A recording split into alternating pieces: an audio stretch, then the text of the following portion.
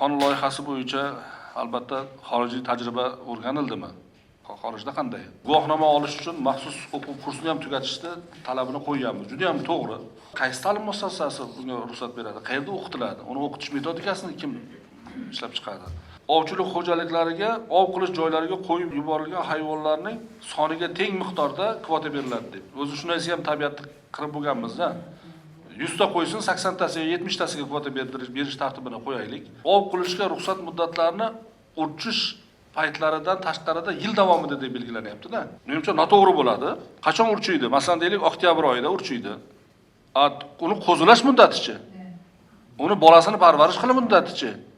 Bu umuman nazarga tutilmagan. Masalan, deylik, kuzgi mavsumda urchigan hayvon bahorga borib ko'payadi. Ularni bolalarining onasining himoyasida rivojlanish uchun ham vaqt talab qilinadi. Masalan, deylik, baliq uchun shunaqa yaxshi narsa bor. May oyida, iyun, avgust oyida 4 oy urchiydi, ko'paytiriladigan paytda ovlanmaydi baliq. Xuddi shunaqa bir narsani qo'shganimiz menimcha to'g'riroq bo'lardi. Aynan urchish va ko'payish mavsumi deb qo'shsak, qanaqadir aniqroq bo'lardi-da.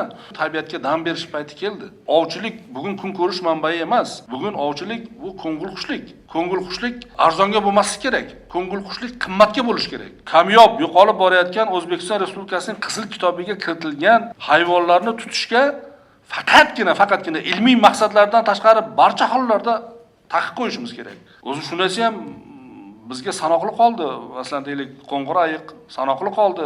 Kiyiklarimiz u xorijlik bo'ladimi, u katta pul to'laydimi? Qat'iy nazar, demak, qizil kitobga kiritilganlarni faqat yana qaytarib aytaman, ilmiy maqsadlardan boshqasiga tabiatdan ajratishga taqiq qo'yish kerak.